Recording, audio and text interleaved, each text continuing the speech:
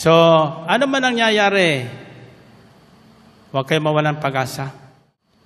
Pagkatapos ng dilim, darating ang last Sunday of November 1981. Doon ko naranasan kung ano ang pakiramdam ng isang taong kinakasihan ng Espiritu Santo.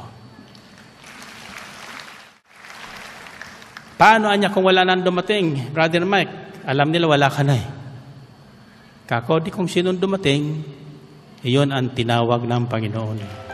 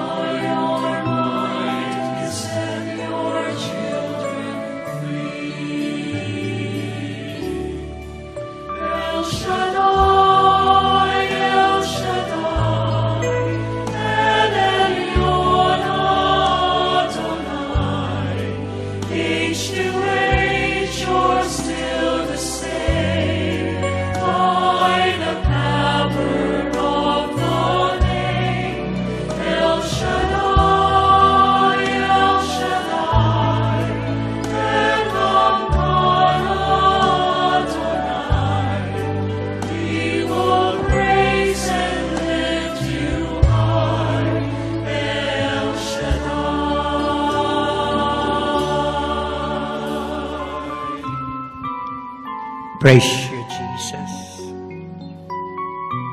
Thank you, Jesus. And blessed be the name of the Lord.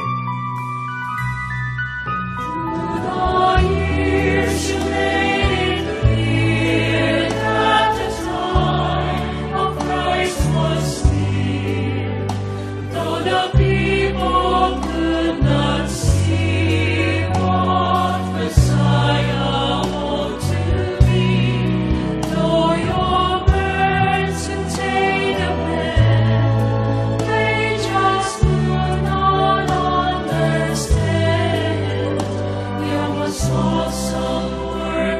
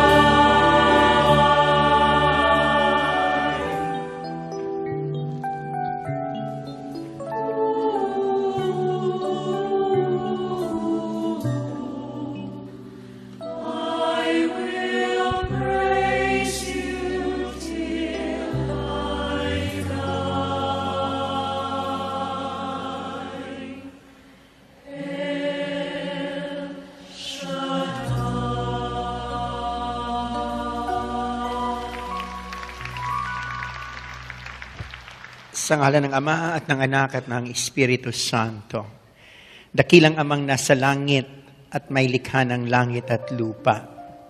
Sa gabing ito'y hayaan niyo pong kaming lahat ng naririto na nagtitipon dahil sa iyong panawagan ay kami magpuri, sumamba, luwalhatiin ang iyong pangalan at pasalamatan sa lahat ng pagpapalang tinanggap namin sa iyo at pagpapalang mga darating pa, O Lord. Nawas sa pamamagitan ng iyong presensya sapagkat ikaw, Panginoon, ay ikaw ay nangako sa amin na kapag may 2 o 3 nagtitipon sa iyong pangalan, ikaw ay naroroon.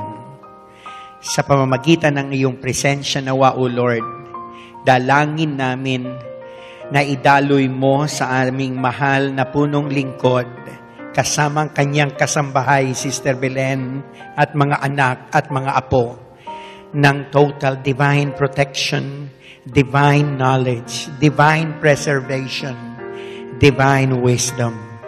At sa pamamagitan nito, O Lord, balutin mo rin, Panginoon, ang kanilang eroplanong sasakyan bukas upang makarating sila sa lugar ng matiwasay.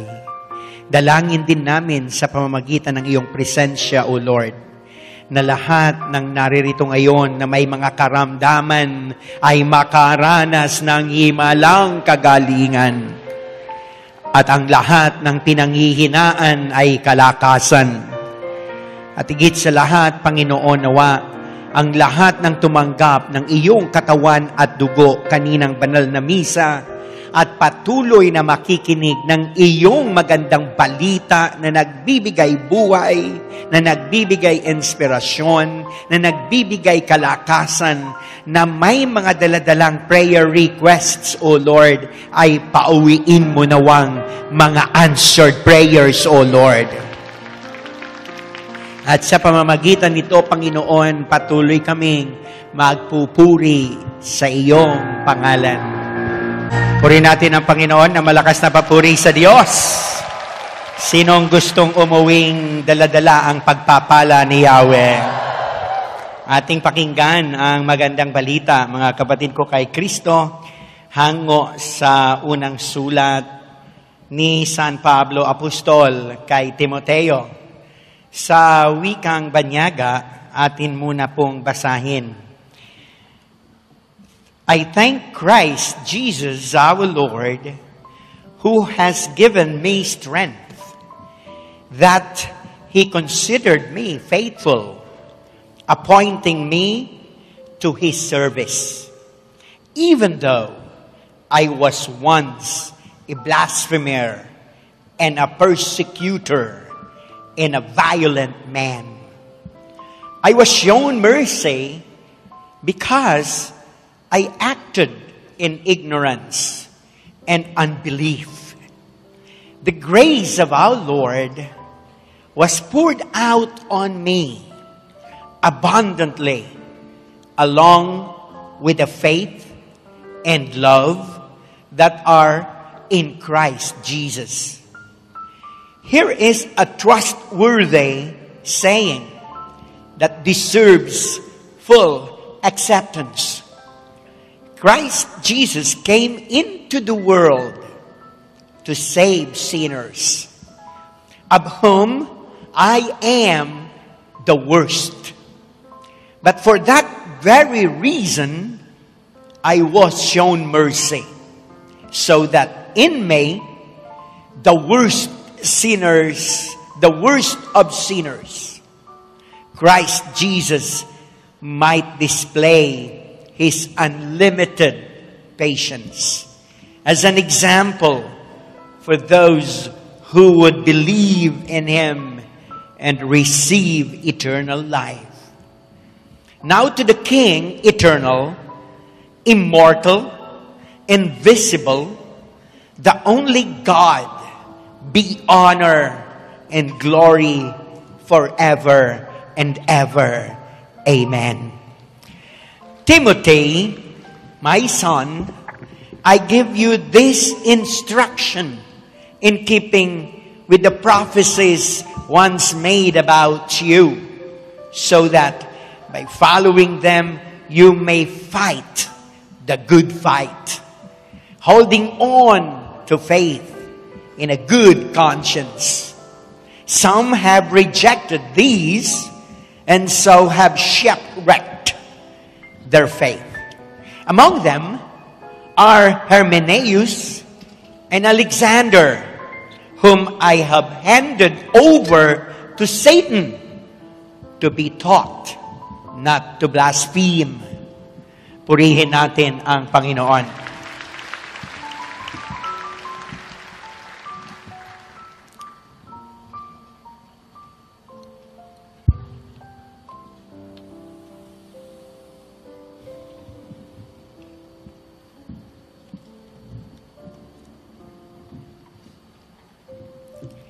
Nagpapasalamat ako kay Kristo, Jesus, na ating Panginoon na nagbigay sa akin ng lakas para sa gawaing ito, sapagkat ako'y minarapat niya at hinirang na maging lingkod. Hinirang niya ako upang maglingkod sa Kanya, bagamat noong unay nagsalita ako laban sa Kanya. Bukod dito'y inusig ko siya at nilait. Sa kabila nito'y kinahabagan ako ng Diyos, sapagkat hindi ko nalalaman ang aking ginagawa noong hindi pa ako naniniwala sa Kanya. Iginawad sa akin ng Panginoon ang Kanyang masaganang pagpapala. Kalakip ang pananampalataya at pag-ibig na nasa atin dahil sa pakikipag-isa kay Kristo Jesus. Narito ang isang katotohanang dapat tanggapit, paniwalaan ng lahat. Si Kristo Jesus ay naparito sa sanlibutan upang iligtas ang mga makasalanan. At ako ang pinakamasama sa lahat. Ngunit, kinahabagan ako ng Diyos upang sa nangyari sa akin ay ipakita ni Kristo Jesus kung gaano siya katiyaga at maging halimbawa ito sa mga mananalig sa Kanya at pagkalooban ng buhay na walang hanggan. Purihin at dakilain magpakailanman ang iisang Diyos, Haring walang hanggan, walang kamatayan, at di nakikita. Amen. Timoteo, anak ko, ang mga bagay na ito'y itinatagubilin ko sa iyo ayon sa malaon ng inihula sa iyo. Ang hula nawang ito ang magpasigla sa iyo, sa iyong pakikipaglaban na may pananampalataya at malinis na budhi. May mga taong hindi sumunod sa kanilang budhi at dahil dito'y winasak nila ang kanilang pananampalataya. Kabilang dito sina Hymeneo at Alejandro. Ibinigay ko na sila kay Satanas upang turuang huwag magsalita ng laban sa Diyos. Purihin natin ang Panginoon na malakas na papuri sa Diyos. To God be the glory.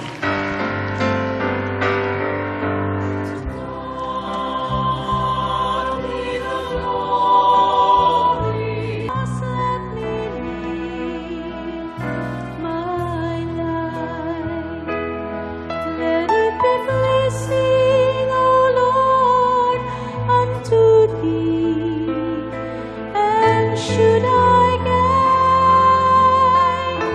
any praise?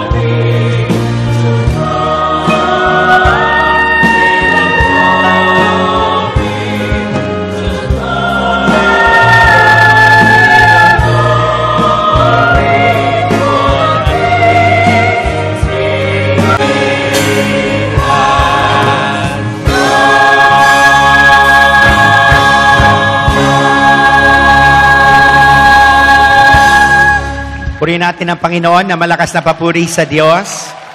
Sino pong naniniwala na siya ay mayroong mga nagagawa ring kasalanan? Ayan, welcome to the club. Sisters and brothers, I have good news for you. According to 1 Timothy chapter 1, verses 15 to 16, it says, "Here is a trustworthy saying that deserves full acceptance. Christ Jesus came into the world to save sinners, of whom I am the worst. But for that very reason, I was shown mercy, so that in me, the worst of sinners, Christ Jesus might display His unlimited patience as an example for those who would believe on Him and receive eternal life." Sa wikang Pilipino, narito ang isang katotohanan dapat tanggapit paniwalaan ng lahat. Si Kristo Jesus ay naparito sa sanlibutan upang iligtas ang mga makasalanan. At ako ang pinakamasama sa lahat. Ngunit, kinahabagan ako ng Diyos upang sa nangyari sa akin ay ipakita ni Kristo Jesus kung gaano siya katyaga at maging halimbawa ito sa mga mananalig sa Kanya at pagkalooban ng buhay na walang hanggan. Sinong nais makaranas na pag-uwi niya, siya'y patatawarin at kahahabagan at tatanggapin ng ating Panginoon? Meron lang akong isang kwento, medyo seryoso lang ito. Tungkol po ito sa movie ng Les Miserables. No, ito po yung isang French na movie tungkol sa isang revolution na nangyari sa France. At ang pangalan nitong medyo bida dito, na totoong nangyari, kapatid, ay si Jean Valjean, na isang simpleng mamamayan ay may isang batang pamangkin na gutom, ngunit dahil sa kanilang kahirapan, madalas sumasala sa oras ng pagkain ang kanyang mag-anak. Tatandaan natin na pag French Revolution, may giyera, may civil war, usong-uso dyan yung mga nakawan. Kaya dahil sa awa sa pamangkin, natukso siyang kumuha ng tinapay nang walang paalam mula sa tindahan na naging kanyang pagkabilanggo, no? Nabilanggo siya. Matapos ang panahon ng pagkakulong, nakamit niya rin ang kanyang kalayaan. Dahil dating bilanggo, walang tumanggap sa kanya sa trabaho. Isang araw, sarong adlaw, o sa kaadlaw, siya'y napadalaw sa simbahan ng kanilang obispo. At siya ay lubos na inistima at inasikaso ng obispo. Nang sumapit ang gabi, inanyayahan siya ng obispo na doon magpalipas ng gabi. Kaya doon siya natulog. Kinagabihan, nang tulog na ang obispo, lihim niyang inilagay sa sako yung mga gamit ng simbahan. Kasama doon yung kalis, kasama na rin doon yung alak, kasama na rin doon yung mga koleksyon. At agad umalis. Ngunit, nasakuti siya ng mga alagad ni Duterte, ng mga constable. At nakita ang mga mamahaling gamit, nang mula sa simbahan. Sa harap ng obispo, itinaktak Hinagtak ng mga constable ang mga laman ng sako at tumambad sa obispo ang mga gamit sa simbahan. Nayari sa ginto. Halos matunaw sa kahiyaan si John na pinatulog sa lugar na yon at naghihintay sa maaaring sabihin ng obispo. Pero kabaliktaran, wika ng obispo sa mga constable, hindi niya ninakaw ang mga iyan. Ibinigay ko sa kanya ang lahat ng mga iyan. At John, halika rito. Idadagdag ko pa sa iyo ang mga bagay na naririto, pati ang simbahan. The act of kindness, mga kapatid ng obispo, the act of kindness ng obispo ang naging daan ng pagbabagong buhay ni John Baladja at naging daan ng kanyang pag-unlad sa buhay. Mga kapatid, ang ginawang kabutihan ni Jesus ay walang kapantay at kaparis. Napakalaki ng kanyang kabutihang patuloy na ipinadadama sa atin upang bigyan tayo ng pagkakataon. Sigaw nyo, pagkakataon nang maranasan ang tunay na pagbabago. Sabi nga ng bagong presidente na darating, change is coming. Pero dito, change has come. Narito po, mga kapatid ko kay Kristo, tawagin na natin ang ating punong lingkod upang bigyang liwanag ang pagbabago hatid ni Jesus sa ating buhay.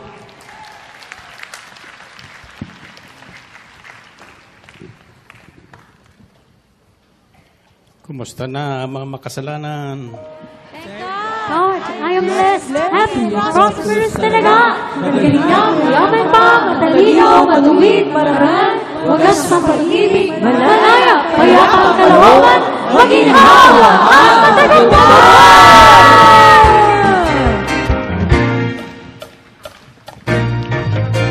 Thank God, I am blessed, happy and prosperous talaga.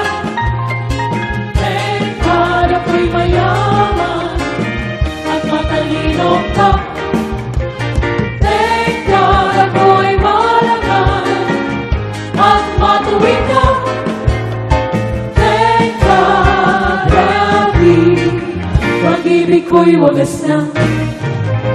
Thank God, I am blessed, happy and prosperous talaga. Thank God, ako'y mayaman at matalino pa. Thank God, ako'y marangal at matuwid ka. Thank God, happy, pag-ibig ko'y wagas na. Bata magkatanda, lari mo'y magkaiba. Pag narinig ka ng iyong salita, sasabihin mo, ibang-ibang sa iba. Happy and prosperous talaga. Thank God, I am blessed. Happy and prosperous talaga. Thank God, ako'y mayaman at matalino ka. Thank God, ako'y marangal at matuwid ka. Thank God, happy, pag-ibig ko'y wagas na. Happy and prosperous talaga. Happy and prosperous talaga. Thank God, I am blessed. Happy and prosperous talaga. Magaling niya, mayaman pa, matalino, matuwid, marangal, wagas ng pag-ibig, malaya, payapa ang kalooban, maginhawa at matagumpay.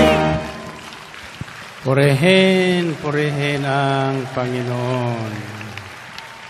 Okay, taas ang kamay nyo. Anong gusto nyong pabaon?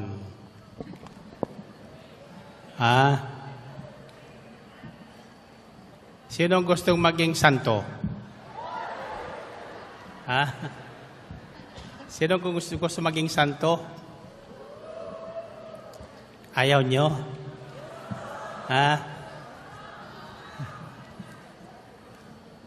Itong ibig sabihin nito itong mabuting balita natin ngayon.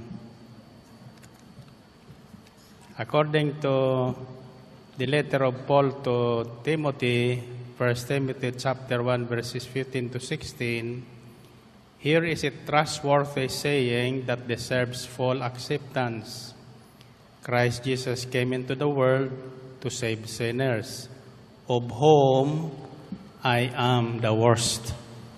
But for that very reason I was shown mercy, so that in me, the worst of sinners, Christ Jesus might display His unlimited patience as an example for those who would believe on Him and receive eternal life. Narito ang isang katotohanan dapat tanggapin at paniwalaan ng lahat. Si Kristo Jesus ay naparito sa sanlibutan upang iligtas ang mga makasalanan. At ako ang pinakamasama sa lahat. Sabi ito ni San Pablo Apostol. Ngunit kinahabagan ako ng Diyos upang sa nangyari sa akin ay pakita ni Kristo Jesus kung gaano siya katyaga at maging halimbawa ito sa mga nananalig sa Kanya at pagkakalooban ng buhay na walang hanggan. Amen ba? Now, taas ang kamay nyo. Sino ba si San Pablo? Bago siya naging santo, ang sabi niya, he is the worst of sinners. Mamamatay tao. Siya po ang naghahabol sa mga Kristiyano noon upang parusahan at tudasin. Subalit, kinahabagan siya ng Diyos at tinawag siya sa isang mahiwagang pamamaraan. At siya ang naging apostol para sa ating mga hintil. Amen ba? Kaya tayong lahat ay may pag-asang maging mga santo at santa. Amen ba? So our healing message today, actually pare po ito sa discipleship sa LA. Kinabukasan, pagdating ko doon, sabak agad. So titistingin ko na ito sa inyo. Our healing message is from the worst of sinners to living saints and heroes of the faith.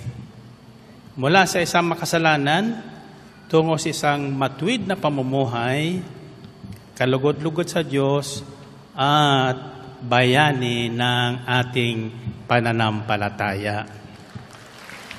Bayani. Sino sa inyo gusto maging bayani? Hallelujah. Alam niyo mga santo at saka mga bayani noon, matindi ang mga dinaanan. Mararaanan niyo ba yung mga dinaanan nila? O amen daw. Ang tanong ay paano? Paano tayo matutulad kay San Pablo, matutulad kay San Pedro? Mga makasalanan yun, di ba? Pero sila ang mga unang naging mga santo. Pag sinabing santo, mga taong pinawalang sala at nilinis ng banal na dugo ni Jesus. Amen ba? Okay. Taas mo na ang inyong mga prayer request. Pabaon. Ang inyong mga handbags, wallets, whatever you have. Taas natin at tayo'y manalangin upang tayo gabayan sa ating pagninilay ngayong gabi. Sabihin natin, Panginoong Hesus, Ikaw tunay ang aming Diyos at tagapagligtas. Nagtitiyaga hanggang wakas upang kami ay maituwid ng aming mga maling landas. Kaya naman, sa gabing ito, hinihiling po namin na kami ay inyong turuan, pagpalain, nang sa gayon kami ay maging mga matagumpay. Amen? Amen. Okay, baba ang iyong mga hawak kamay and find your partner.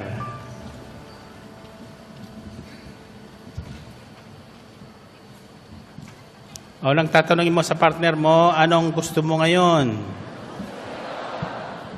1 plus 1. Pangalawa, sabihin mo, maging santo o maging hero?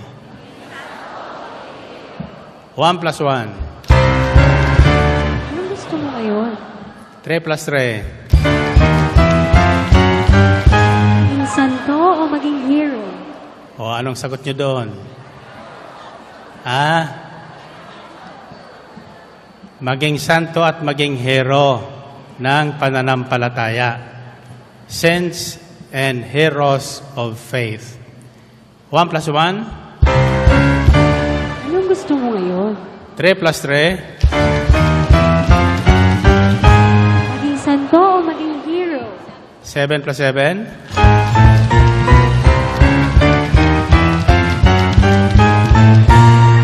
Maging santo at maging hero ng pananampalataya.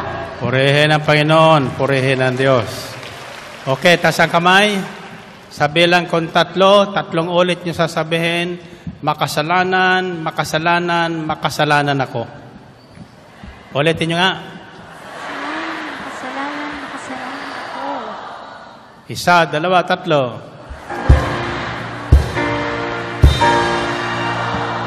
3. Purihin natin ang Panginoon, purihin ng Diyos. Okay, you may be seated.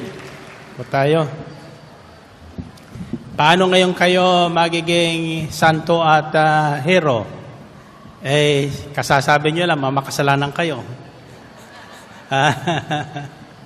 Paano? How could we become saints and heroes of the faith? Living saints, not dead. Living saints and living heroes. Buhay na mga santo at buhay na mga bayani ng pananampalataya. Kasi ang ating simbahan, binabeatify lang ang isang tao para maging santo kapag patay na.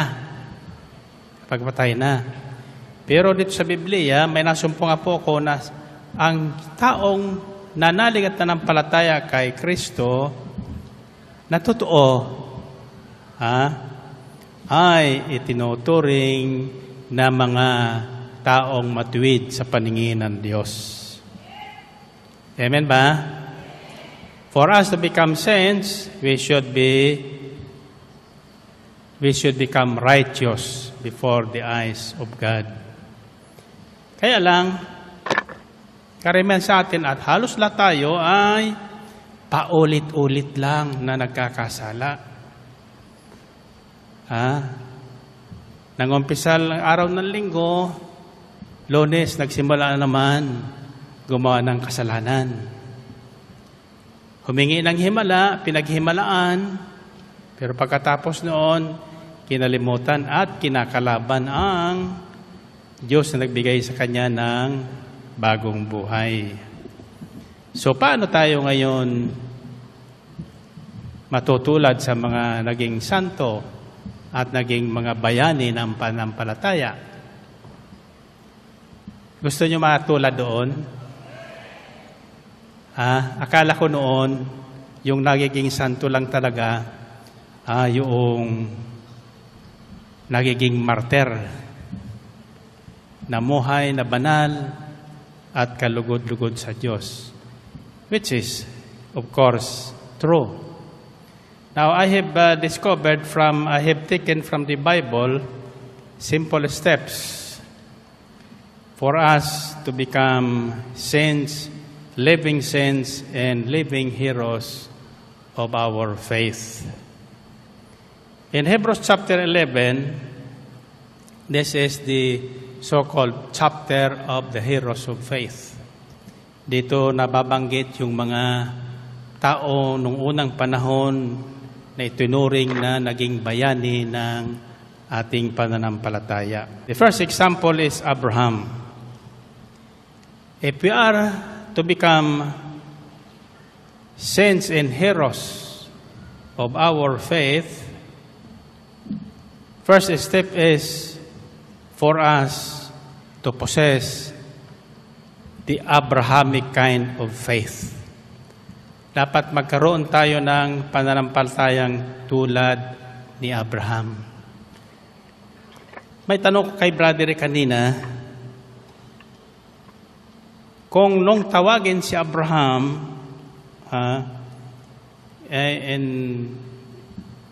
nang unang tawagin si Abraham, siya kaya ay kilala na niya ang Diyos. Ano sa tingin niyo? Kilala na ni Abraham ang Diyos nang siya'y tawagin?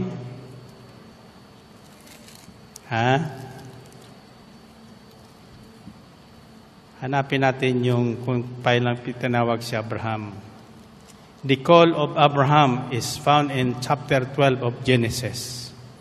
The Lord had said to Abraham, "Leave your country, your people, in your father's household, and go to the land I will show you.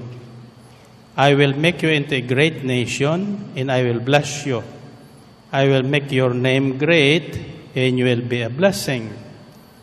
I will bless those who bless you, and whoever curses you I will curse. And all peoples on earth will be blessed through you." So Abraham left as the Lord had told him, and Lot went with him. Abraham was 75 years old when he set out from Haran. He took his wife Sarai, his nephew Lot, all the possessions they had accumulated, and the people they had acquired in Haran. And they set out for the land of Canaan, and they arrived there. So, sa isang bahagi ng kasulatan, sinasabi doon, itong hinanap ko kanina, I think it's the book of Romans, Abraham believed God, and it was credited to him as righteousness. Hindi pa kilala ni Abraham ang Diyos nang siya'y tawagin. Subalit siya'y nanalig at sumunod. Kaya itinuring siyang taong matuwid. So ang unang hakbang sa pagiging santo, although hindi tinatawag si Abraham na Saint Abraham. May narinig ba yung tawag na Saint Abraham? Ang tawag sa kanya ay Father Abraham. Sapat siyang ama ng sangkatauhan. At ang tawag sa kanya, ang isang tawag ng Diyos na ipinahintulot niya, natawagin siya ay Diyos ni Abraham. Special yun, di ba? Bakit? Sabi na sa Hebrews 11:8-10, by faith, Abraham, when called to go to a place he would later receive as his inheritance, obeyed and went, even though he did not know where he was going. Nang tawagin si Abraham, di man niya gaanong kilala ang Diyos, siya po ay tumugon. At hindi po nagtanong kung saan siya dadalhin. To a place he would later receive as his inheritance, obeyed and went, even though he did not know where he was going. So by faith, sa pamagitan ng pananalig, nanalig si Abraham sa tumawag sa kanya. Dahil sa panalig sa Diyos, tumalima si Abraham nang siya'y papuntahin ng Diyos sa lupang ipinangako sa kanya. At tumayo siya, bagamat hindi niya alam kung saan paroroon. Nang kayo itawagin ng Panginoon sa gawain ito, alam niya ba kung saan kayo paroroon? Hindi ba kayo nag-isip kung kayo ay dadalhin ko sa Timbuktu? Kung kayo ay gagawin ko kayong mga kulto. Ang tawag sa atin noon, mga kulto. Kulto. Kasi sunod tayo ng sunod. Ang hindi niya alam, ang katulad natin ay si Abraham, na tayo ay tawagin. Di pa natin kilala kung sino si El Shaddai. Kilala niyo na ba kung sino si El Shaddai? Nang tawagin kayo? Ang unang reaksyon natin noon bilang mga Katoliko, ano ba yan? Ano bang relihiyon yan? Akala natin ang El Shaddai is another kind of religion. El Shaddai, yan po ang pangalang ipinakilala ng Diyos kay Abraham. Ibig sabihin, ang Diyos na magagawa ang lahat ng bagay. Amen? So, hindi kinalulugdan ng Diyos, sabi sa Hebrews 11:6, at hindi kinalulugdan ng Diyos ang isang taong walang pananalig sa Kanya. Faith is believing what we do not see or what we do not know. Ang pananalig ay naniniwala sa mga bagay na hindi nakikita at hindi natin nalalaman. Pinaniniwalaan natin sapagkat ang Diyos ang may sabi noon. At ang salita ng Diyos ay hindi po nagbabago, hindi nababawasan kailanman. Ang sinabi ng Diyos na magpakarami kayo at punuin ang daigdig, hindi po nilimitahan yun sa 2 anak lang. Pagkaraan ng maraming panahon, pwedeng sasabihin na, marami na kayo. Tig-isang anak na lang kayo. Tig-2 anak na lang kayo. Wala po niyan. No? Sabi sa Biblia, ang Diyos ay hindi nagbabago. God has not changed. Hindi pa bago-bago ang isip ng Diyos. Ang 1,000 taon sa tao, 1 araw lang sa Kanya. Amen ba? Sabi ng Panginoong Jesucristo sa Matthew 5, maglalaho ang langit at lupa, ngunit ang kalitliitang bahagi ng kasulatan ay hindi mawawalan ng bisa. Amen ba? Purihin natin Panginoon. Purihin ng Diyos. Now, we are going through in these present days a testing of our faith. Dumadaan ang alaw na ating Santa Iglesia all over the world, ay dumaraan ngayon sa matinding pagsubok ng pananampalataya. No? There are so many Catholic countries that has already fallen into the so-called same-sex marriage, into the so-called population control, etc. Ang susunod dyan is yung tinatawag na euthanasia. Pagpatay doon sa matatanda na wala nang magagawa, no? Sa halip na alagaan ng mga bata, papatay na lang. Pero sa atin sa Pilipinas, hanggat humihinga pa, aalagaan natin para mabuhay. Amen ba? Now, so, how could we become saints, living saints, and heroes of the faith? So God is now calling men and women to live accordingly, to live a righteous life, and to live by faith and not by sight. Mamuhay tayo ayon sa ating panampalataya, hindi ayon sa ating naririnig o nakikita sa ating paligid. Nasusundan niyo ba? Like Abraham, we were called. Tinawag tayong lahat. Whoever you are, wherever you are right now, in any place in the world, at home, in your house, in your car, in the Philippines, all overseas, as you are listening to this broadcast, you are among those called to become living saints and heroes of our faith. So the first step is to believe God all the way. Manalig tayong totoong may Diyos at hindi nagbabago ang Diyos Mahabagin ang ating Diyos. In fact, for that matter, kahit anong kasalanan ang ating nagawa, mahal pa rin tayo ng Diyos. Amen? Mahaba ang tiyaga ng Diyos sa atin. Sabi dito sa ating tinunghayan. Tandaan natin, here is a trustworthy saying that deserves full acceptance.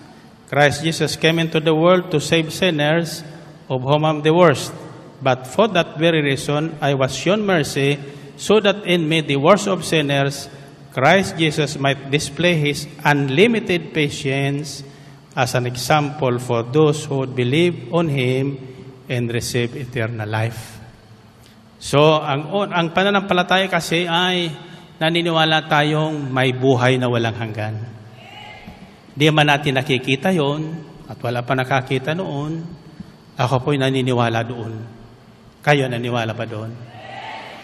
May buhay pa pagkatapos ng buhay na ito. Ang buhay na ito natin ay pangsamantala. Di natin alam kung kailan tayo lilipat. No? Subalit, tandaan nyo ito, ang habag ng Diyos ay hindi nagbabago. Hindi nababawasan. God is always there, waiting for all of us to come and believe. Believe Him. Kahit sino ka, huwag kang matakot, huwag kang mayang lumapit sa Diyos. Paglapit mo sa Kanya, hindi na bibilangin yung kasalanan mong nagawa. Patatawarin ka sa lahat ng iyong kasalanan. The second step is for us to become living saints and heroes of our faith is, like Abraham, let us offer the best to God. Ibigay natin yung ating pinakamahalaga sa atin sa Diyos. Ialay natin sa Kanya. Tatanungin ko, ano ang pinakamahalaga sa inyo sa harapan ng Diyos? Sa inyo. Si Abraham, ang pinakamahalaga sa kanya ay yung kanyang anak. Nag-iisang anak sa katandaan. Abraham was ready to die for that son. Ipaglalaban niya yun. No? Kung kailangan. Subalit nang hingin sa kanya ng Diyos, si Isaac bilang isang alay na susunugin as a burnt offering, walang ano-ano. Pumayag si Abraham. According to Hebrews 11:17-19, by faith, Abraham, when God tested him, offered Isaac as a sacrifice. He who had received the promise was about to sacrifice his one and only son. Even though God had said to him, "It is through Isaac that your offspring will be reckoned." Abraham reasoned that God could raise the dead, and figuratively speaking, he did receive Isaac back from the dead. At nang subukin ng Diyos si Abraham, pananalig din ang nag-udyok sa kanya na ihandog si Isaac bilang hain sa Diyos. Handa siyang ihandog ang kaysa-isa niyang anak, gayong ipinangako sa kanya ng Diyos na kay Isaac magmumula ang magiging lahi niya. Naniniwala siyang muling mabubuhay ng Diyos si Isaac, sa patilinghagang pangusap na ibalik nga sa kanya si Isaac mula sa mga patay. Sapagkat ang Diyos ang humingi sa kanya, hindi siya nagatubili. Inialay niya si Isaac. Ibinigay niya sa Diyos. Sa paniniwala niya na yung sinabi ng Diyos na ang kanyang lahi sa balat ng lupa, magmumula kay Isaac. Naniniwala siyang kahit sunugin niya si Isaac, patayin niya si Isaac, muli siyang bubuhayin ng Diyos. Iyon ang paniniwala ni Abraham. Ibig sabihin niya, hindi ito mawawala sa akin. Ibigay ko man sa Kanya, sunugin ko man ito, magagawa ng Diyos na ibalik sa akin ang anak kong buhay na buhay. Amen? Now, So daraan sa pagsubok ang ating pananampalataya. Sa sandali tayong manampalataya, daraan tayo sa mahigpit na pagsubok. No? Doon ngayon, marami ang bumabagsak, hindi nakakatawid, buhat sa kasalanan, tungo sa buhay na kalugod-lugod sa Diyos na tinatawag na mga saints and heroes of faith. Nasundan niyo ba yon? So, sa atin naman, anong hinihingi ng Diyos? Hindi anak. Hindi ang kayamanan nyo. Hindi ang ari-arian nyo. Hindi ang asawa nyo ang hinihingi bilang alay sa Kanya. Para tayo ay maging mga bayani ng ating pananampalataya at ituring na mga buhay na banal sa Diyos. Ano yun? Ha? Hindi ka po, ha? Hindi ka po. Kaya ka po kasi 10 bahagi lang yan. Ha? Para tayo maging buhay na mga bayani ng panampalataya, dapat ialay natin ang ating sarili. Ialay natin ang sarili. Ha? Romans 12:1-2. Therefore, I urge you, brothers, in view of God's mercy, to offer your bodies, katawan, as living sacrifices, holy and pleasing to God. This is your spiritual act of worship. Bilang pagsamba sa Diyos, patunay na tayo ay nananampalataya sa Diyos na may bibigay niya ang lahat sa atin, maging ang ating buhay ay babaguhin niya at ibabalik sa atin na walang kamatayan. Ialay daw natin muna ang ating katawan. Hindi sarili, ha? Katawan. Katawan lupa. Bilang buhay na hain. Banal at kalugod-lugod sa Diyos. Ito ang unang uri ng pagsamba natin sa Diyos.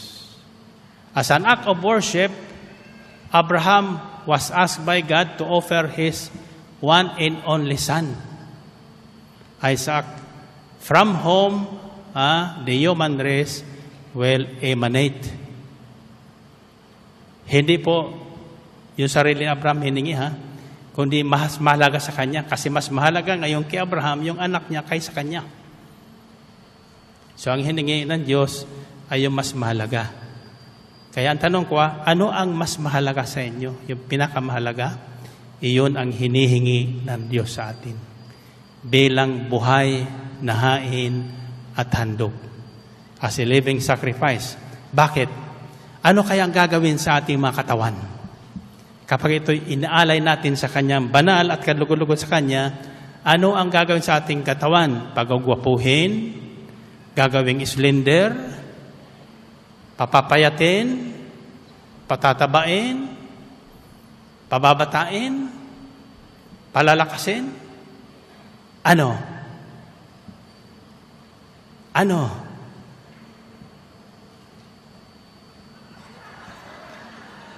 Ha? Gagawin niyang tahanan o templo. Ha? Iyan po ang hindi ko naintindihan ako'y tawagin nung una. In 1981, when I joined the Catholic Charismatic Renewal, after our first healing rally sa Araneta Coliseum, na kung saan kasama ko pa doon yung mga sikat na mga artista na nagsimula sa Charismatic Renewal, sina John Young, Ronald Remy, Vic Vargas, yung makasamahan ko doon ng araw na yon. Last Sunday of November 1981. Doon ko naranasan kung ano ang pakiramdam ng isang taong kinakasihan ng Espiritu Santo. Nang ialay ko ang aking sarili ng walang malay para maging bahagi ng pagbabago ng tao sa ating Santa Iglesia at sa ating lipunan. After that rally, the following day, ako po'y tuwan-tuwa, nagja-jogging po ko as usual, din ako'y nagsashower na. Ako po'y nagtanong. Sa katuwaan ko, ang tanong ko ay, what could I do? Anong dapat kong gawin para naman maibalik ko yung kagandahang loob ng Diyos sa akin na nagbigay sa akin ng buhay, ilang ulit na ako'y dumaan sa kamatayan, laging nililigtas niya. And the first time I heard a voice, tinig talaga narinig ko, nagsasabing, ipagtayo mo ko ng isang templo kung saan tatawagin ko ang lahat ng tao at aking pagagalingin at babaguhin. Purihin natin ang Panginoon, purihin ang Diyos. So, ang akala ko noon, isang tulad ng Araneta Coliseum. Kaya agad-agad, tumawag po ng arkitekto, nagpaga ako ng plano, at pagkatapos noon ay dinala ko sa Roma para bendisyonan ng Papa. Akala ko yun yung templo. But by 1982, nagkaroon tayo ng problema sa Pilipinas. No? Nakalimutan ko yun. But then, the renewal movement went on full gear. Lumago ang charismatic renewal at maging sa akin tanggapan ay nagkakaroon na ng mga Life in the Spirit seminars. Wala pa itong El Shaddai movement noon. Then, isang araw na ako po'y nagbabahagi ng aking karanasan sa tinatawag na Life in the Spirit and Baptism in the Spirit, doon ko muli narinig. At natunghayan sa Biblia kasi ako padampot-dampot lang sa Biblia. Sabi doon sa isang bahagi ng kasulatan sa Ikawalang Korinto, di mo ba alam na ang templong ibig ko ay ikaw? Ang katawan mo ay templo ng Espiritu Santo. So yung hinihingi sa atin, ialay natin ang ating mga sarili, ang ating katawan, bilang buhay na hain at handog. Handog na ano? Handog para maging tahanan ng Espiritu Santo. Sapagkat maliban na manahan sa atin ng Espiritu Santo, we can never be living saints and living heroes. Babalik at babalik tayo sa ating lumang buhay. Subalit sa sandaling ito po ay ialay na natin sa Kanya, hindi na ito ating sarili. For example, sa akin ngayon, maaga po kong gigising bukas. Sapat maaga po ang lipad namin. Pag naisip ko, 14 hours to America, nahirapan na po ko. Nahirapan na po ko magbiyahe. Although bata pa tayo. Amen ba? Kaya lang, ang problema ko, hindi na akong nasusunod. Hindi ako nasusunod. No? Mayroon nang nagdadala sa akin. Kagaya ngayon, dapat nga, wala na akong gawain sa gawain ngayon. Excuse na ako. Ang sabi na iba, nagpabaong kayo ng Sabado.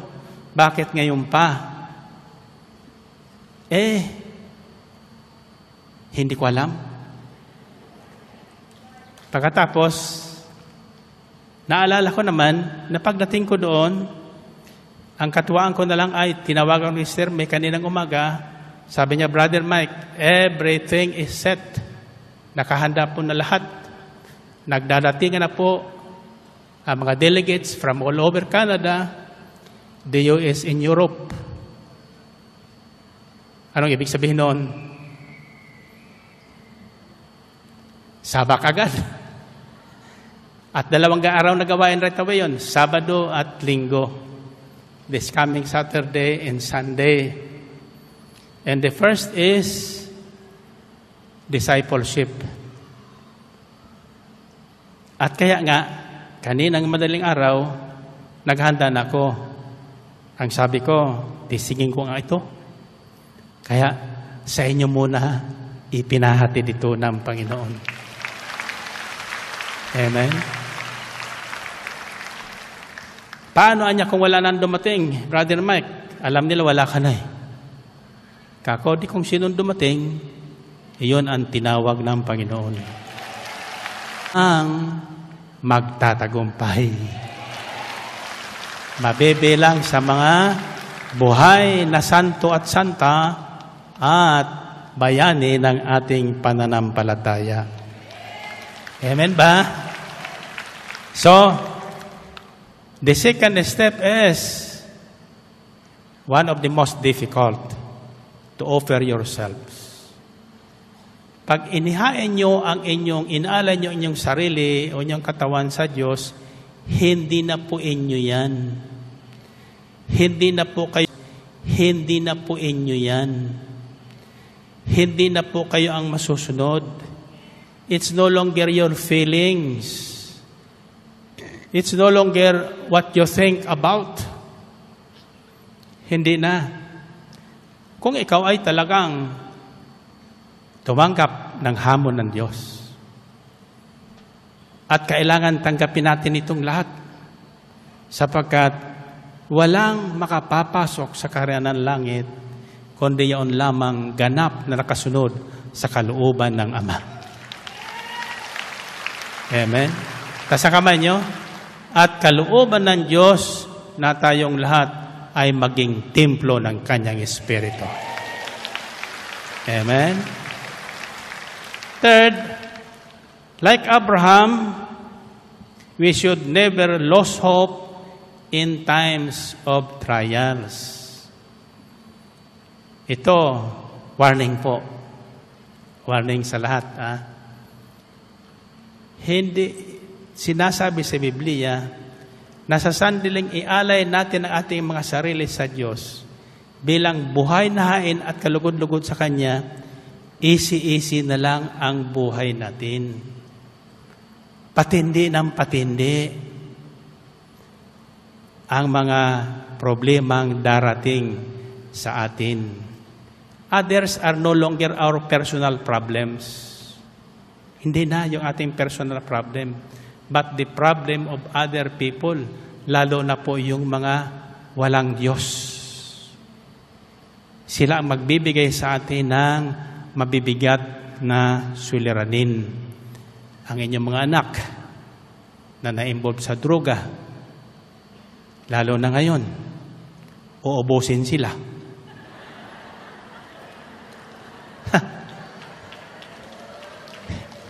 Narinig niyo yun? Diba? Sinasabi naman niya eh. Nang siya'y pumunta sa akin, sinabi niya sa akin yan.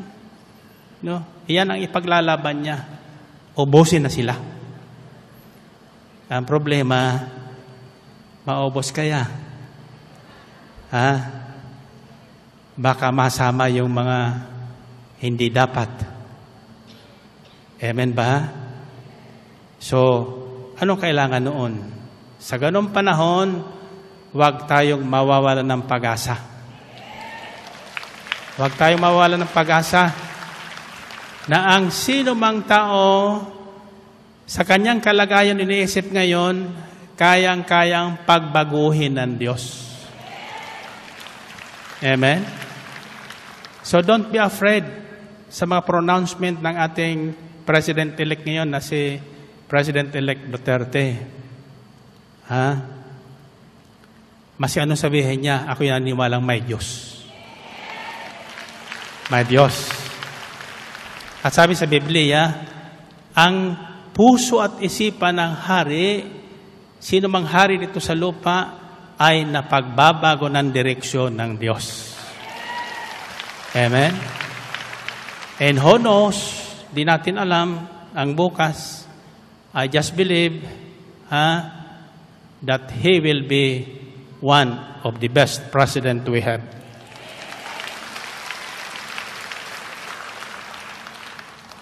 Nang ipanalangin ko siya, pagkatapos niyang mag-usap kami, itong tulong ko sa iyo, papanalangin kita. At sumama naman si panalangin. Ang sabi ko, na kanyang naririnig, normally kung nanalangin, hindi ko pinaririnig sa pinapanalangin ko. Ayaw ko marinig niyo yung dinadasal ko. Pero pinarinig ko sa kanya, sinadya ko. Sabi ko sa kanya, Panginoon, ikaw po nakakaalam ng isipan at kalooban ng tao. Huwag mong pababayaan ang kapatid kong ito. Purihin natin ang Panginoon. Purihin ang Diyos. So in times of trials like this, never lose hope. Always believe God is with us. In Hebrews 11:12, by faith, Abraham, even though he was past age and Sarah herself was barren, was enabled to become a father because he considered him faithful who made the promise. And so from this one man, he as good as dead came descendants as numerous as the stars in the sky and as countless as the sun on the dead. No, on the sun. Against all hope, Abraham in hope believed.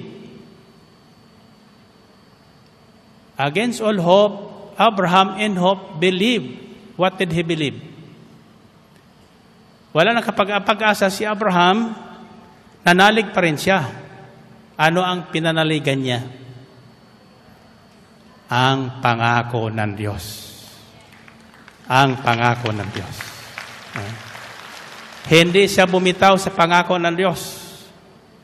Ito tatandaan nyo, lahat tayo mga makasalanan, ang pangako ng Diyos ay dadalhin niya sa kanyang paraiso. Amen? Nasundan nyo? So, ano man ang nangyayari, huwag kayo mawalan pag-asa. Ito po ang magandang example na aking kaunting nalalaman. Ako'y dumaraan din sa maraming problema. Sometimes physical, sometimes emotional, sometimes social, sometimes business, etc. No? Pero ang aking dinalakas ng loob ay ganito. Pagkatapos ng dilim, darating ang umaga. Amen?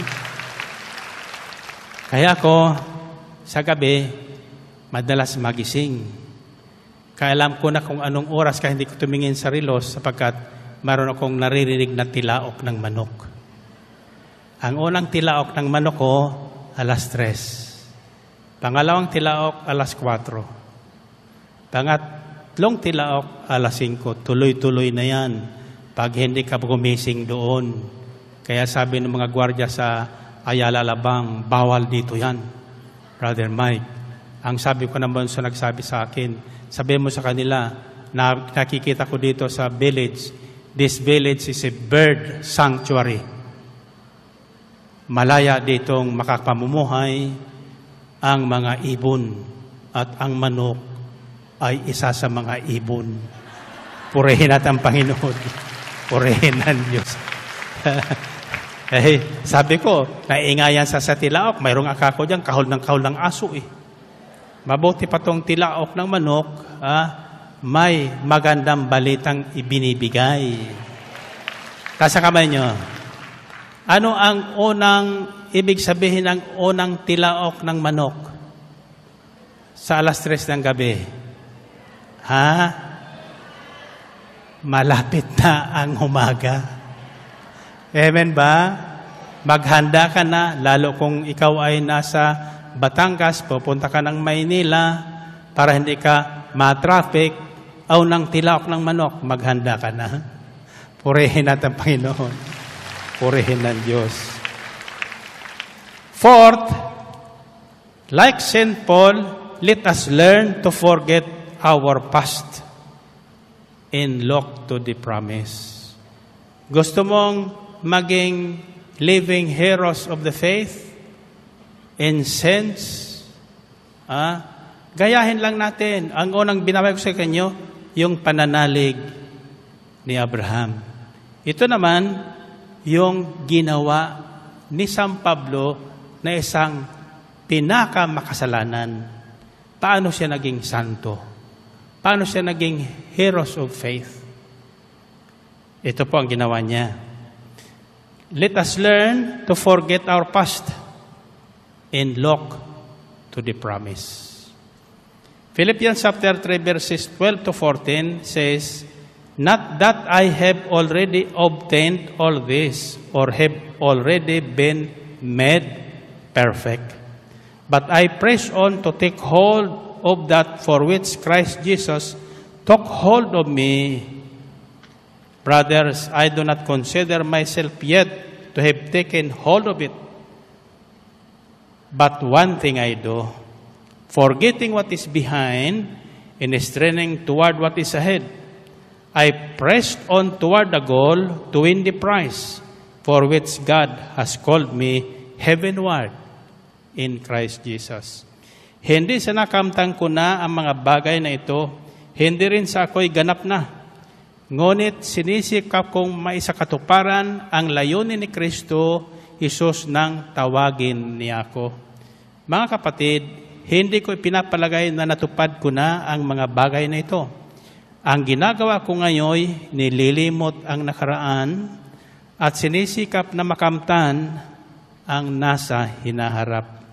Nagpapatuloy nga ako tungo sa hangganan upang kamtan ang gantimpala ng pagkatawag sa akin ng Diyos sa pamagitan ni Kristo Jesus, ang buhay na hantong sa langit. Purihin natin ang Panginoon. Purihin ng Diyos. So, patindi ng patindi. No, as we go on along with our faith, today we live by faith and not by sight. To do that, kalimutan mo nakaraan. Kahit ipaalala pa sa iyo ng iyong mga kakilala, hoy, ikaw naman, sasanto-santo ka. Akala mo kung sino ka, pero kilala kita. Kung sino ka, hindi ka marunong bayad ng utang. Hallelujah. Ano sasagot mo doon? Sa maganon, sasabihin mo sa kanila, noon yun. Noon yun. Ngayon, magkano utang ko sa iyo? Bayaran kita. Purihin natin, Panginoon. Purihin ng Diyos. Diba? So, si San Pablo, kahit siguradong sinasabihan pa yun mga kasamahan niya. O ikaw naman, akala mo kung sino kang sasanto-santo? No? Pero kilala kita. Ikaw ang mamatay tao. Ikaw ang persecutor ng mga unang Kristiyano. Pero hindi niyo pinansin ni Pablo. Nilimot niyan lahat. Isa lang ang nasa isip niya. Isa lang. Ang makamtan niya ang ipinangako ni Kristo Jesus sa kanya. Ang buhay na hantong sa langit. So yan ating tingnan. Yung buhay na hantong sa langit sapagkat yun ang walang katapusan. Ano kayang ginagawa doon sa langit? No? Madalas itatanong ko yung Sister Belen, ako ano kayang ginagawa ng mga tao doon sa langit? Ano? Sabi sa Biblia, wala naman daw asawa na. Kaya kung ikaw ay bata-bata pang nabiyuda, pwede ka pang mag-asawa. Kasi hindi ka na masisitahin ng unang asawa mo doon. Pagdating doon, wala nang sitahan doon eh. Bakit? Doon daw, tulad na tayo sa mga anghel. Mga anghel na tayong lahat. Mga santo-santita na tayo. Amen ba? Wala na daw doon luluha. Wala nang magugutom. Wala nang magkakasakit. Wala nang mamomroblema sa kuryente. At wala nang mamomroblema sa tubig. Amen ba? Ni wala kang mamomroblema sa iyong tutulugan. Lantay na ginto ang iyong higaan doon. Amen? Sa kamay nyo, natatandaan yung pangako ni Jesus sa John 14? It says, Do not let your hearts be troubled. Trust in God. Trust also in me. In my Father's house are many rooms. I will go ahead to prepare a place for you. And when it is prepared, I will come back to take you so that where I am, you will be also. Purihin natin, Panginoon. Purihin na Diyos. So, para tayo makatawid, kalimutan na yung nakaraan. Yung mga higwaan natin nakaraan. Yung mga pintasan, yung mga sigawan, yung mga alitan, kalimutan natin yun. Always smile. Pag nakita kayo, smile. Amen. Magsanay na tayo ng umiti. Lagi sapagkat doon hindi tatanggapin ang nakasimangot sa langit. Bawal na nakasimangot doon. Amen. At saka bawal doon ang pangit. Kaya magpaganda na tayo dito ngayon. Amen ba? Purihin natin Panginoon. Purihin ang Diyos. Fifth, like St. Paul, let us learn to be content with what we are and what we have. Tulad ni San Pablo, matuto tayo masiyahan. Huwag na tayong gaya-gaya. Sa iba, kung tayo ay nasa bahay kubo, okay lang. No? Kung ikaw ay nasa palasyo, okay lang. Diba? Kung ikaw ay gutom, okay lang. Kung ikaw ay busog, okay lang. Kisa gutom o busog, parehas lang. Amen ba? Kung ikaw naman ay tumaba, okay lang. Kung ikaw na pumapayat, problema mo yan. Amen ba? So, learn to be content. Bakit learn? Pag-aralan daw natin masiyahan. Philippians 4, verses 10 to 13 says, I rejoice greatly in the Lord that at last you have renewed your concern for me. Indeed, you have been concerned, but you had no opportunity to show it. I am not saying this because I am in need, for I have learned to be content whatever the circumstances. I know what it is to be in need, and I know what it is to have plenty. I have learned the secret of being content in any and every situation, whether well-fed or hungry, whether living in plenty or in want. I can do everything through Christ who gives me strength. Purihin natin ang Panginoon. Purihin ang Diyos. Anong laki ng aking kagalakan sa Panginoon sapagkat minsan ko pang nadama ang inyong pagmamalasakit sa akin. Pagkaraan ng mahabang panahon, alam kong hindi ninyo ako nalilimutan. Kaya lang, wala kayong pagkakataong makatulong sa akin. Sinasabi ko ito hindi dahil sa kayo'y hinahanapan ko ng tulong. Natutuhan ko ng masiyahan. Anuman ang aking kalagayan. Naranasan ko ang maghikahos. Naranasan ko rin ang managana. Natutuhan ko ng harapin ang anumang katayuan. Ang mabusog o magutom. Ang kasaganaan o kasalatan.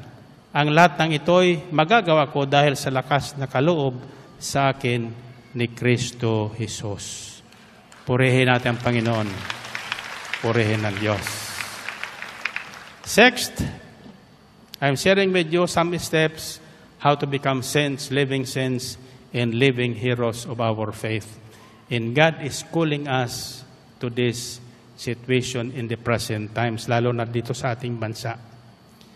Fight the good fight of the faith by keeping a good or a clear conscience. Fight the good fight of the faith. Maganda itong fight na ito. Hindi ito basta-basta. Ang tawag dito sa Biblia, good fight. Walang talo dito. Hindi tulad ng eleksyon, may talo. Sa El Shaddai, walang talo. Amen? Purihin natin ang Panginoon. Purihin ang Diyos. 1 Timothy 1, chapter 1, verses 18 to 19. Timothy, my son, I give you this instruction in keeping with the prophecies once made about you, so that by following them, you may fight the good fight, holding on to faith and a good or clear conscience. Some have rejected this and so have shipwrecked their faith. Timoteo, anak ko, ang mga bagay na ito itinatagubilin ko sa iyo ayon sa malaon ng inihula sa iyo.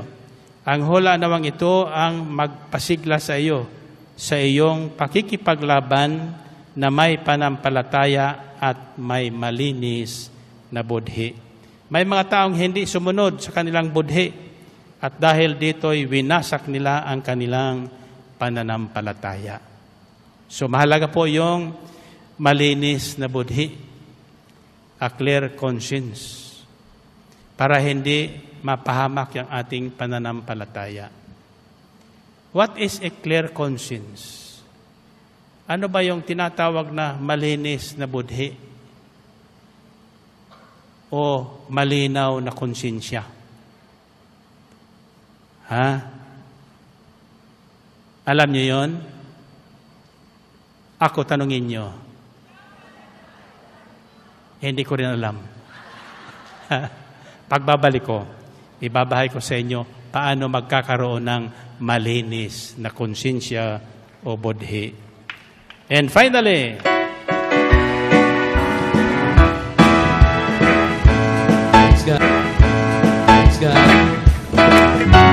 anong kagalakan ang aking kadarama sa tuwing ako'y nakikinig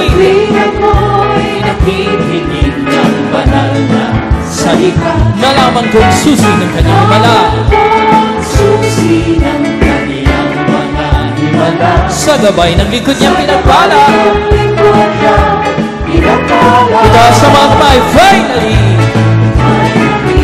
kung ngayon may bagong buhay. Finally, kung ngayon ay pinagpala.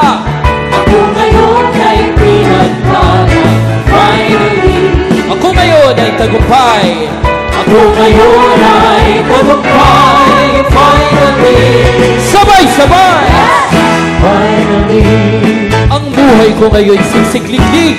Buhay ko ngayon siksik-liglig ng biyaya. Kung may pagsubok man, ay di alintana. Pagkat ako'y punong-puno ng pag-asa at kalakasan, sa pagdahak sa landas ng kabanalan, huwag kakalakan nito sa mga kamay. Finally, ako ngayon malaya na. Lubundag ang mayaman na. Sumigaw ang magaling na. Ako ngayon ay magaling na. Finally, sabay-sabay. Finally, ako ngayon may bagong buhay. Sumigaw ang mga pinagpala. Ako ngayon ay pinagpala. Finally, ako ngayon ay tagumpay. Ako ngayon ay tagumpay. Finally, sabay-sabay. And finally, sabay-sabay.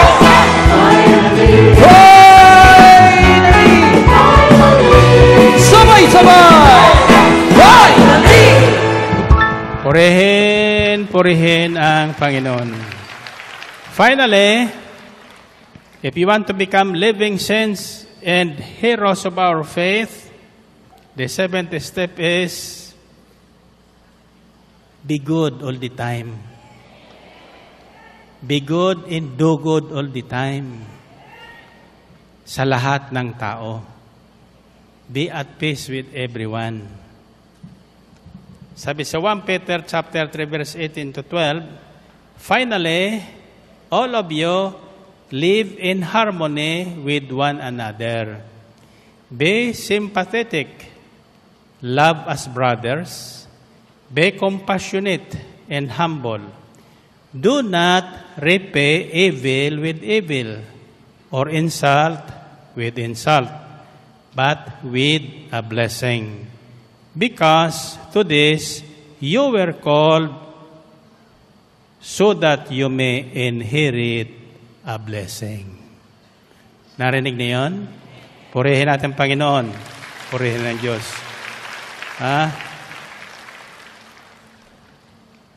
Finally, all of you live in harmony with one another. Ibig sabihin, tama na yung away-away. Tama na yung higwaan. Tama na yung pagkakabahagi. Hindi po sa gawain ng Espiritu Santo yan.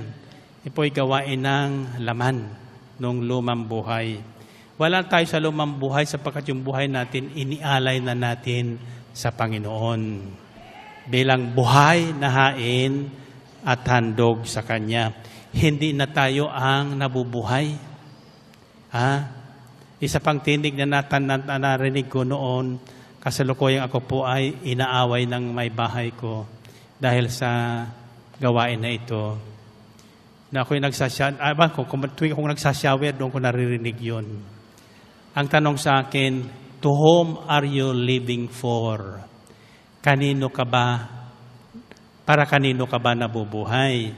Siyempre, human reaction ko para sa aking mga magulang, sa aking may bahay, sa aking mga anak, sa aking mga kapatid. Alam mo ang sagot sa akin? Kaya marami kang problema. Sa aking ka mabuhay. Sabi ng Panginoon.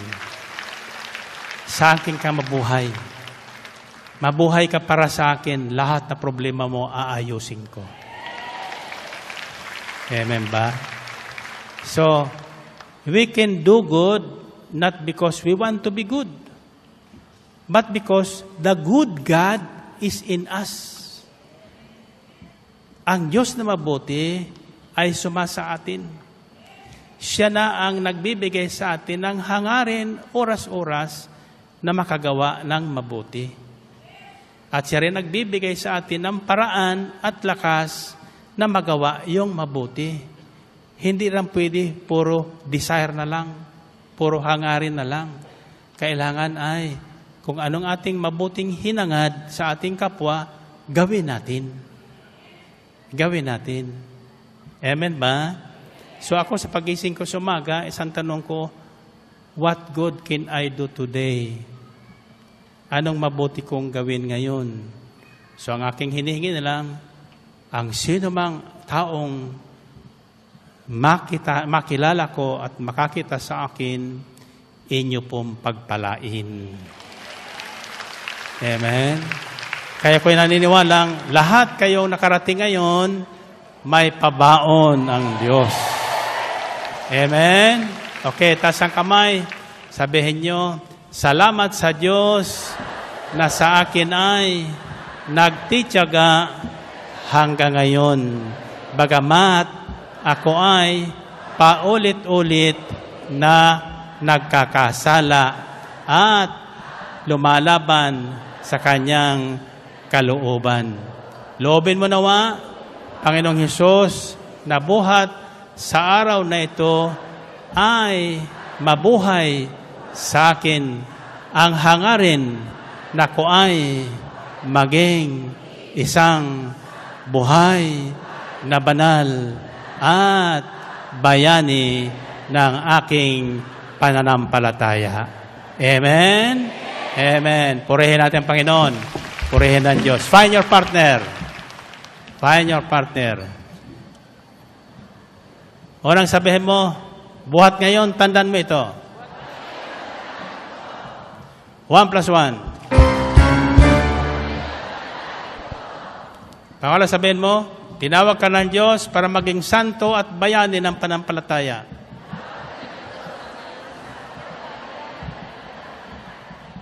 One plus 1. Buhat ngayon, tandaan mo ito. 3 plus 3. Tawag ka ng Diyos upang maging santo at bayani ng panampalataya. Okay. Ang huli, sabihin mo ganito. Kaya, magpakabuti ka na. 1 plus 1. 3 plus 3. Tinawag ka ng Diyos upang maging santo at bayani ng pananampalataya. 7 plus 7.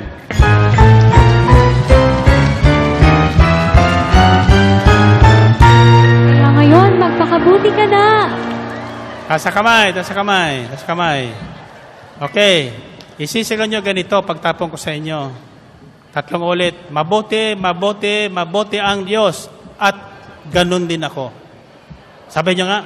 Mabuti, mabuti, mabuti ang Diyos at ganun din ako. Okay.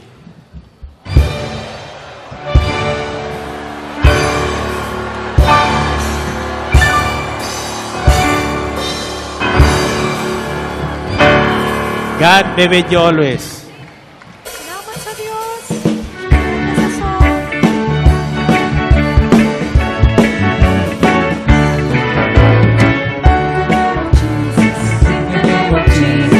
We have the victory. In the name of Jesus, in the name of Jesus, demons will have to flee.